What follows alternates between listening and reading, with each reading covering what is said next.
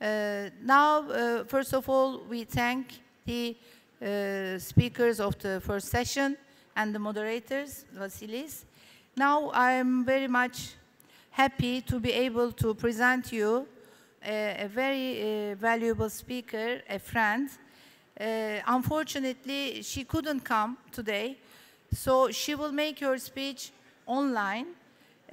Miss Maria Luisa Alvarez Barbie, she is the head of sustainability at the Solvency II Subdirectorate at the General Directorate of Insurance and Pensions Funds of Spain. I had the chance to listen to her presentation in Georgia 2-3 months ago at a conference. It was very impressive and full of information.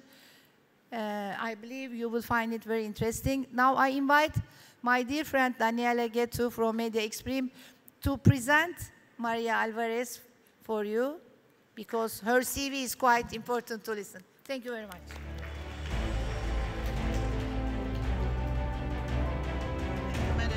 First of all, thank you for inviting us here and giving us the opportunity to contribute to this beautiful event. It's not for the first time we are in Istanbul, and each and every time was a real pleasure and also a huge benefit in knowledge terms. Maria Luisa Alvarez, as Menekşe said, is head of sustainability and in the Spain Directorate. More easily to understand, it's the Market Authority of Spain, Insurance Market Authority of Spain. And she's an expert in supervising life insurers and financial conglomerates, has over 25 years of experience across the private sector and regulation, very active in international groups such as EIOPA, IAIS or ASAL, and of course a frequent speaker in Europe, in Latin America events. Today, together with Maria Luisa, we will talk about several issues related to ECG. In this time when nature is challenging us with lots of disastrous events, probably in a large part because of our own behavior towards nature, ECG-related issues are more and more important, and they become also important for insurers who may contribute not only by their core experience in underwriting risks and helping improving the society resilience towards natural risks, but also by wise investments, supporting development of green entities, etc., etc. So at this point, I think it is best to let the microphone to Maria Luisa. Please.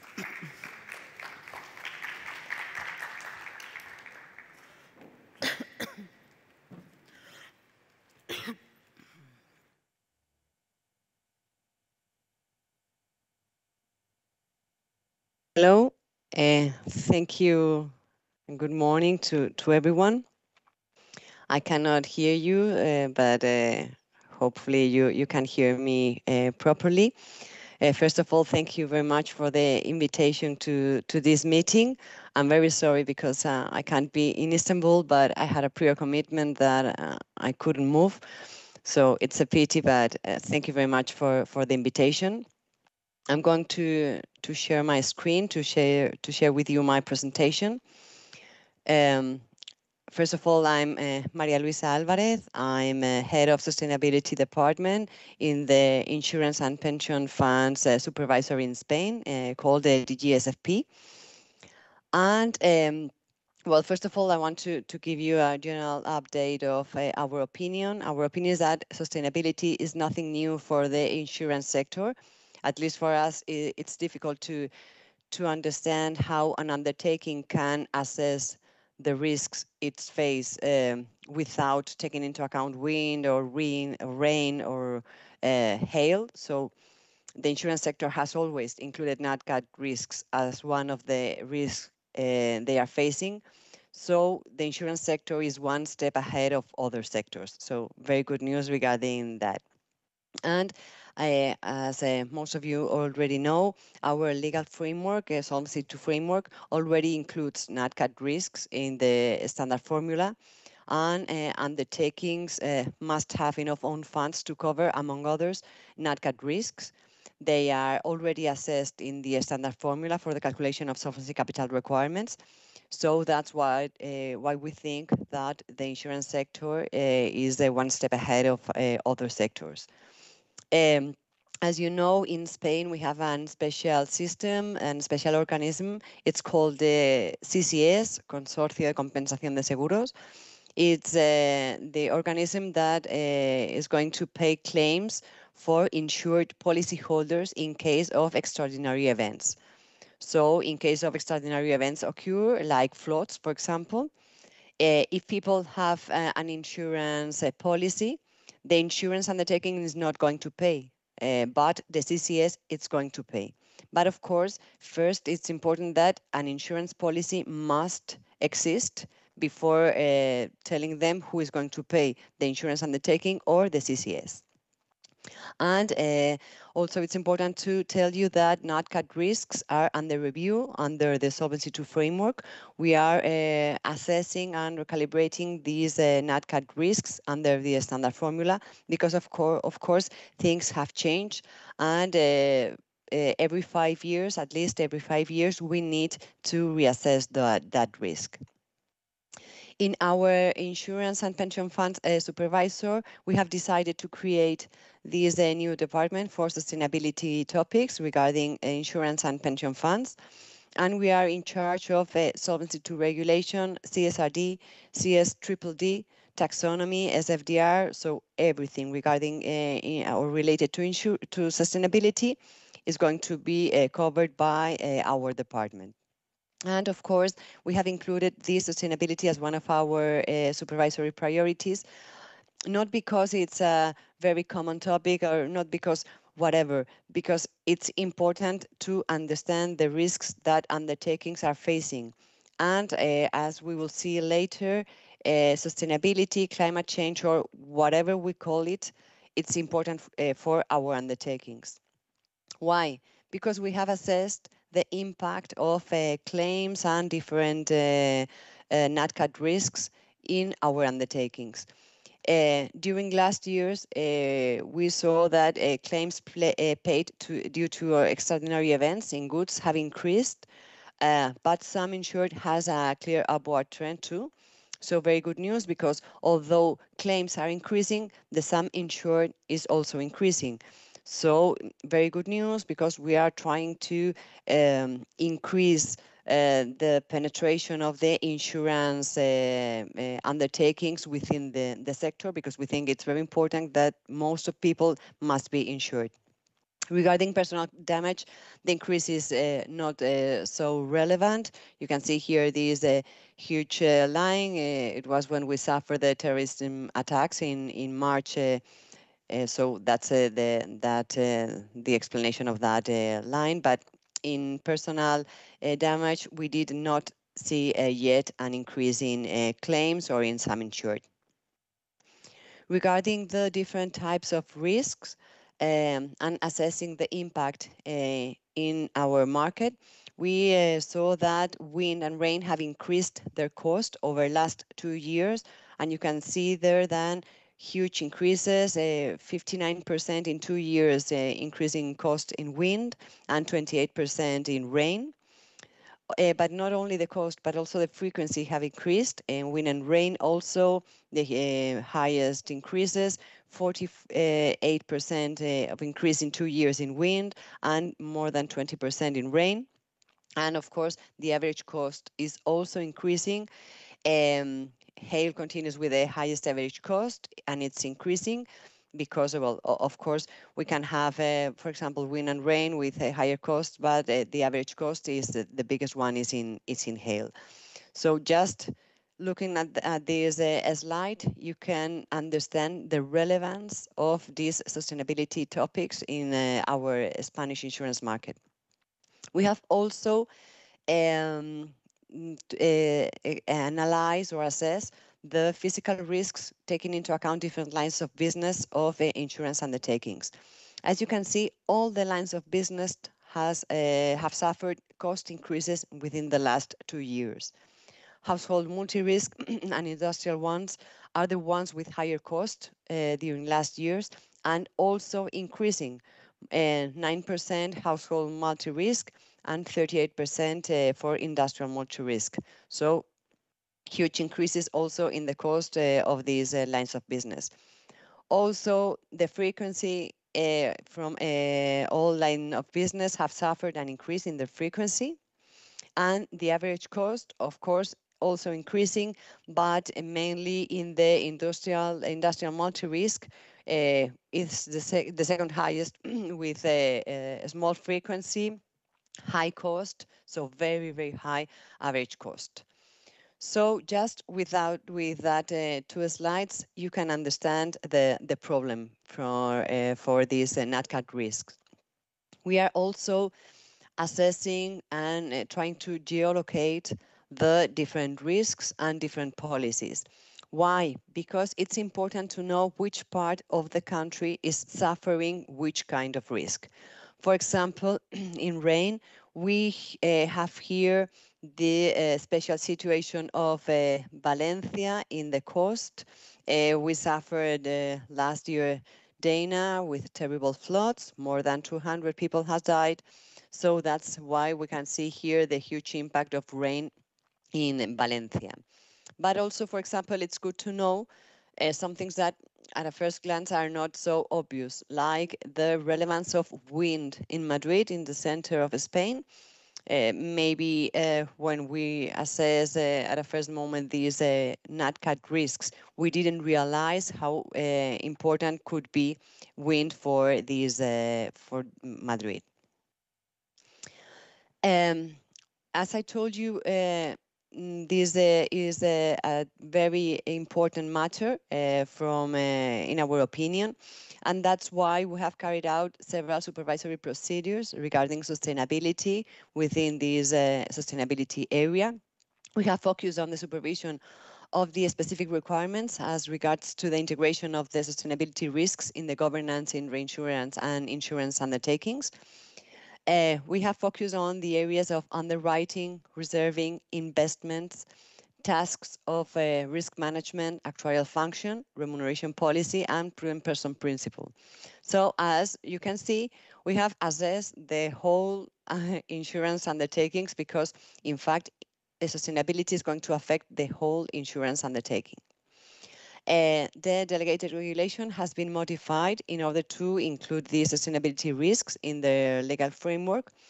We have also use these supervisory procedures to assess the degree of compliance from undertakings with the opinion on the supervision of the use of climate change risk scenarios in ORSA and the application guidance on climate change materiality assessments and climate change scenarios in ORSA that were published by EIOPA. And as for sure you know, we have introduced these changes related to ORSA in the Solvency II review, the Directive 2025-2. Includes this opinion and this application guidance within Articles 45 and 44 related to changes in sustainability and in ORSA. Related to system of governance, what it said in the delegated regulation is the following, that the system of governance of insurance undertakings must include these sustainability risks within their system of governance. But in fact, these articles, they're not give us enough information of how to include these sustainability risks, for example, here in the system of governance. So I have prepared one slide for each area that we have assessed in order to tell you what our main good practices in each area of the undertaking. Related to governance, as you saw, the article is not giving us a lot of information, but we think that the undertaking must have a sustainability governance structure Maybe it could be a committee, a commission, or department, but with representation from all departments affected by sustainability and forms that involve the rest of the staff. For sure, investment department should be included here, underwriting department, actuarial function should be here.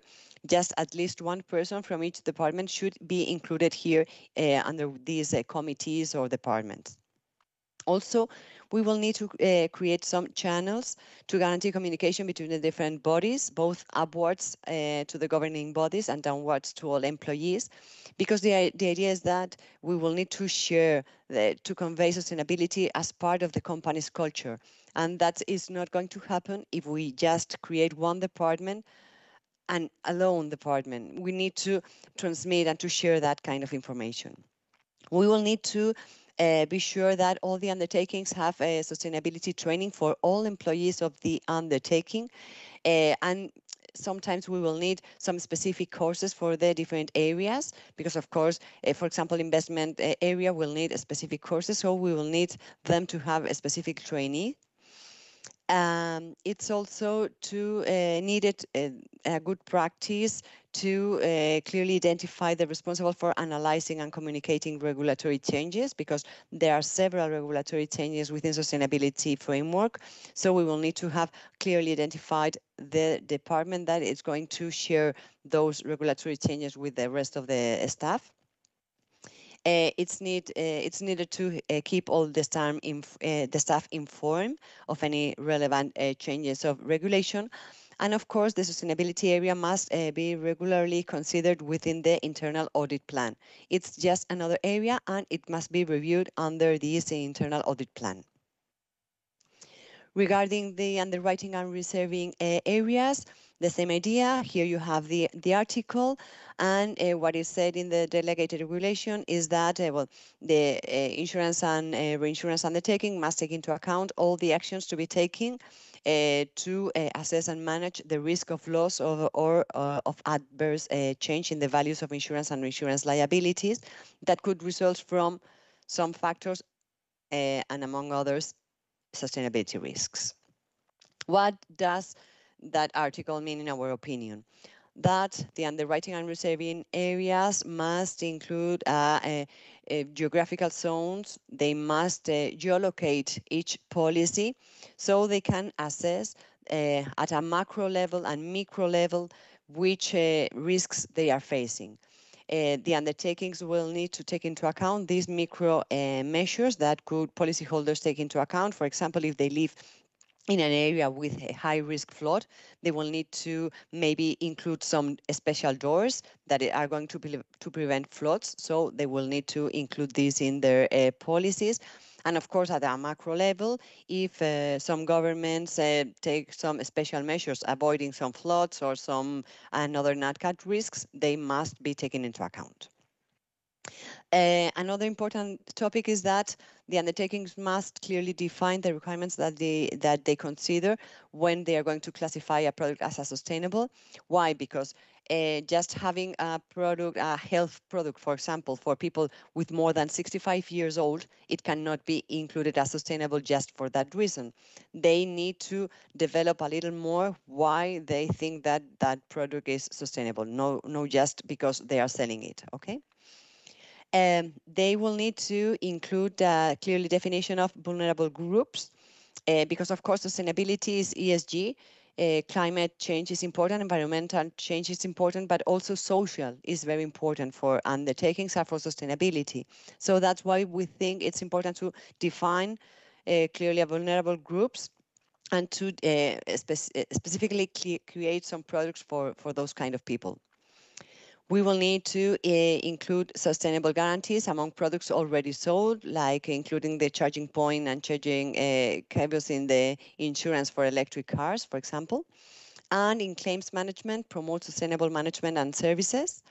And of course, it's important to properly done a reserving assessment just in case it's needed. Regarding investments. Again, what is included in the delegated regulation is that undertakings must take into account the sustainability risks as one of the risks they are facing, related to the investment portfolio. And they will need to identify, assess, and manage those risks. The idea here is that they will need to align their portfolios to with international agreements like net zero or Paris Agreement. They will need to have the knowledge, even though sometimes third parts or third providers will give them the information. The undertaking must have a high level of knowledge of the sustainability degree of the assets held in its portfolio, also for investment funds, so look-through approach shall also be applied here. The undertaking must have an asset classification, maybe with an ACE code, but also with such and other elements such as transition plans or ratings. They will need to have an asset classification regarding their portfolio, just to know if they are green, if they are brown, or if they are neutral. Here we have the Baddistone classification that clearly states which kind of assets are browns, or greens, and neutral. Exclusions. It's important that undertakings have a list of exclusions covering highly polluting sectors and activities, for example, like controversial activities, or also excluding some countries that violate human rights or something like that. So there's not a fixed list of exclusions that undertakings must have, but it could be good for them to develop those kind of exclusion list. Also, it's important to have an ESG investment objective. Why? Because it's not only important to exclude those sectors that you think are not aligned with sustainability, but it's also important to increase the degree of alignment with your investment, with the objectives for investments. Also, you will need to define the criteria to be followed by the entity in its voting decisions. And the undertaking must adopt measures aimed to ensure its stakeholders' commitment to sustainability. Regarding prudent person principle, again, the Commission delegated regulation states that when identifying, measuring, monitoring, managing, controlling, reporting, and assessing risks arising from investments, insurance and reinsurance undertakings shall take into account sustainability risks. And of course, they shall also take into account potential long-term impact of their investment strategy and decisions on sustainability factors. And insurance undertakings shall also take into account the sustainability preference of its customers. So, of course, as you can see, prudent person principle, as always, is very linked with investment. That's why the good practices, in our opinion, could be designed in that sense. The implementation and monitoring of an engagement policy could be considered as good practice. Insurance undertakings must take sustainability risks into account when identifying, measuring, monitoring, managing, controlling, reporting, and assessing investment-related risks. They will need to assess their potential long-term impact. And also they will need to take into account consumer preferences. This is always also related to SFDR. They will need to take into account consumer preferences regarding sustainability. About actuarial function, the idea is that the calculation of the technical provisions must take into account a lot of risks. One of them is going to be sustainability risks. And this article is going to give us some ideas of what is intended to, telling us that maybe some bonus-malus systems or something like that could be included to properly identify these sustainability risks in their actuarial function. So the idea here, of course, is that it's needed that the actuarial function shall participate in this sustainability policy. And the head of the actuarial function must be a member of the sustainability body. They must review and express their opinion on the data quality. Data quality and data availability is one of the most difficult topics to face talking about sustainability, because it's not easy to obtain that data and to review the data quality, but the actuarial function must review and express their opinion on that. And they will need to assess whether the technical provisions adequately capture these risks. Of course, they will need to include all that information in the actuarial function report, and they must also conduct a review of the adequacy of reinsurance. Why? Because sometimes reinsurance is a leading indicator of what's going to happen in the insurance market. Sometimes we can see some increases in prices of reinsurance, or maybe some reinsurance undertakings are not going to reinsure some NatCat risks. So it's going to be useful for us as a leading indicator of what could happen in the insurance market. Also, in the remuneration policy, we will need to include sustainability risks. It's included here in the delegated regulation of Solvency II framework, and it's also included in SFDR regarding life products. So remuneration policy will need to include these sustainability risks. How? In our opinion, sustainability factors must represent a specific percentage of remuneration for the company. The company will need to include specific objectives for different departments. These objectives must affect the whole undertaking, not only the management body, but also the whole undertaking. The degree of achievement of the objectives must be based on detailed KPIs. Okay, it's important to know exactly what indicators are going to be followed and to have a follow-up of those indicators. And the remuneration policy must include short, medium, and long-term objectives. To be true, this is one of the most difficult things because, of course, we are asking undertakings to change the remuneration policy, but it's important, and it's one of the most important things if we want to convey the culture of sustainability. One of the most important things is to change the remuneration policy, because honestly, all of us sometimes we just hear a lot of things, but if it affects our remuneration, we are going to take them into account. So that's why it's important to properly define these indicators for the remuneration policy. And another changes that are going to be included are in ORSA. Of course, the own risk and solvency assessment must include sustainability risks as one of the risks undertaking is facing. It's going to include it's going to be included not only in the ORSA, but also in the risk management system. The undertaking must assess climate change risk in the short term and in the long term. Please take into account that at the moment, we are going to assess in the ORSA only climate change, no social or non-governance. Of course, we are going to move towards including those risks also in ORSA, but the first step is include climate change, is the easiest one to assess and to evaluate. That's why we have started with climate change. And we're going to take into account in ORSA both transition risks and physical risks. As you know, the main transition risk is the one that derives from possible reduction of the value of assets that are that hold that have the undertakings, because, for example, maybe investors can think that the economy is not going to transition to a low carbon economy, and maybe they don't want those kind of assets. Maybe they're going to sell that assets and the prices are going to fall. If insurance undertakings have those assets, the balance sheet is going to suffer. That's why it's important to assess transition risk and to know which kind of assets each undertaking has in their portfolio. But also physical risks, of course.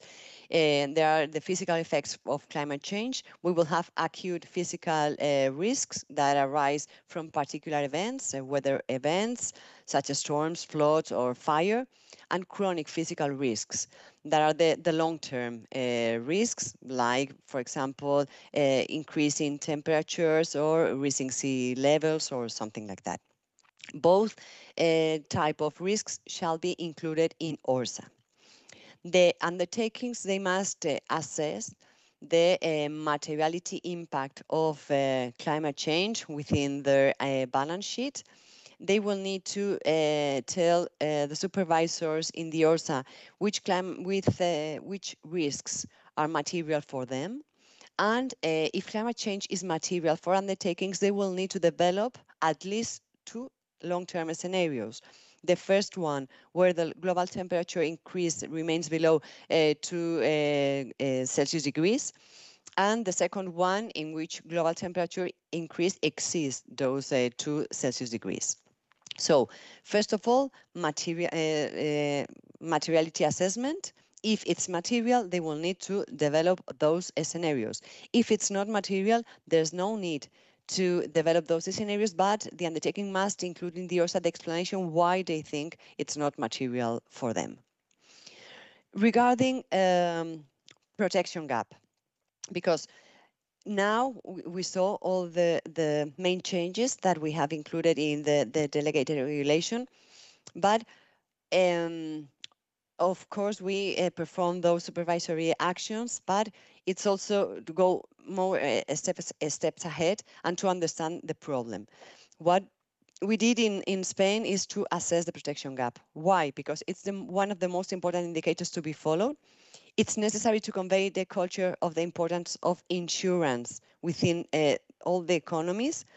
It's necessary to facilitate the access to insurance, because it's important to understand that without insurance, there's not going to be coverage, it's not going to be claims of ordinary risks or extraordinary risks. So it's important that common people, understand that it's important to have an insurance, because these type of events, as we saw previously, are increasing, and they are going to increase. Even though we don't want them to call them sustainability, they're going to increase. So it's important to have an insurance, and it's important also to facilitate the access to insurance, giving them clear policies, telling them everything. So it's very important. In Spain, we have a national coverage property of near 83%. So near 83% of all our properties are insured. That's thanks to a law that we have that all properties with mortgage must have an insurance. That's why, for example, we have high penetration in cities like Madrid in the center, or in Catalonia, in Barcelona, or in País Vasco, or even in Valencia, where you can see that only 10% of the people don't have this insurance coverage. Just imagine that the recent situation with floods in Valencia, suffering another part of Spain with just 20% of people having insurance. It could be terrible. So we have some towns near Valencia with more than 90% of their properties damaged by those floods. So that's why we always want to share with in all the meetings the relevance of the protection gap. And it's very useful also to overlap those protection gap maps with NatCat risks maps. For example, with wildfire. Here, well, we have a study with the protection gap in the whole in the whole country. And when we have some zoom within that map, we can see the relevance of a protection gap and overlapping that with wildfire. Why? Because, for example, we have some towns like this one that is reflected in the left side that suffer 51 wildfires in the last 10 years. So there's a important risk of wildfire in that town, and we overlap that map with the protection gap map. And as you can see here, only 18% of that population, of the population of that town, is not insured. So very good news, because, for example, here we have very high wildfire risk, but very high insurance penetration. So in our opinion, there's a low risk in that town to have a problem related to some NatCat risks without insurance. We are performing the same overlapping maps with another NatCat risks as floods, for example, and we see that the same town with just 18% of the population without insured, they can suffer a flood in the next 10 years with a probability of 57%. So it's important to assess the risk not only at a global level, but also at a local level. We are assessing the physical risks not only in our country, because of course we have some insurance groups that are they have business in some in another countries. So we are using, for example, these kind of tools in order to assess the physical risks in other countries. For example, as you can see here, we have the physical risks in Turkey, and we can see here which level of risks these kind of platforms are assigning you for earthquakes, for tsunamis, for floods, for drought, and nearly all the NatCat risks. You can combine here these scenarios. You can use baseline scenarios, RCP 4.5, RCP 8.5. As you know, RCPs combine some different scenarios, and we have the 4.5, it's the second worst, and the 8.5 is the worst one. So you can see, depending on each scenario, which risks are going to increase or decrease. Here you can see, for example, for RCP 8.5, that NatCat risks have increased, and the risk in your country is going to increase. So these kind of tools are very useful, not only for insurance undertakings, but also for supervisors to assess physical risks for the different insurance undertakings. We have developed some IT tools in order to include these NatCat risks, taking into account this informed climate change tool, and also taking into account these RCPs and SSPs scenarios in order to assess not only the current situation that we have on the left side, where we can see, for example, this is the case for Brazil risks. And we can see here that for Brazil, we have very high flood risk or extreme heat risk. But we can also project the situation and know what's going to be the situation if the economy does not go further for a transition economy. That was for a non-life business. For life business, we need to assess also the impact of climate change in mortality and in different illness. That's not easy. We have this IT tool where we can see here the mortality that has been observed during last year. Sorry, it's in Spanish because it's provided by a public Spanish organism. But this here you have the mortality that has been observed in last year. This was the mortality that this application estimated, and this is the mortality due to temperature. So we can see, thanks to this IT tool, the past mortality due to heat in each town of Spain, and depending on different ages and different sex. So it's very useful for undertakings to have these kind of IT tools to clearly understand the relevance of increase in temperatures in their life, in their business life. And it's not easy because, of course, we will have some direct death due to heat, but some indirect heat death. Why? Because sometimes the cause of death is not heat, but death would not have occurred if there had not been such high temperatures. It's important to know the relationship between the increase in temperatures and the increase in mortality from the disease. Mortality from diseases that proliferate due to rising temperatures could be, for example, for hypertension, heart attacks, heart diseases, or something like that. And it depends on the granularity of the data that we have. And of course, it requires more complex statistical methodologies. But of course, it's necessary to make a geographical distribution of the policies at a geographical level and to analyze the increase in temperatures in these areas. And once we saw the physical risks, just a couple of slides about transition risks. it's important to have a classification of assets, green, neutral, pollutant, taking into account their NACE codes and also the Battison assessment, but not only the NACE codes, because it could be useful for including also some kind of information related to transition plan or transition or sustainability risks plans or something like that. But the relevance is to know and to have a general picture of the percentage of assets, pollutants, neutral or green, that each undertaking has, or the whole sector, of course. Thanks to that, we will have the general picture of the whole sector, which undertakings have more pollutant assets and which undertakings have less pollutant assets. We can also analyze by NACE code which ones are most important, and you can assess by issuer if it's considered green, neutral, or pollutant. So the main challenges, we have to transmit the relevance of insurance within the economy.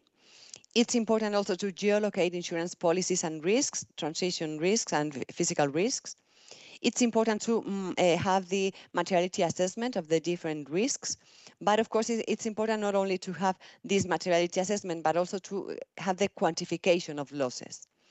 And it's necessary to assess the data availability and data quality. Of course, we will need to develop several IT tools. And of course, there are a lot of challenges, but please remember the protection gap 1. It's essential to increase the relevance of insurance in our economies. So thank you very much. With this, I have I have finished my presentation. Hope you find it useful. Sorry, because maybe I think that I extend a little bit, but thank you very much. Well,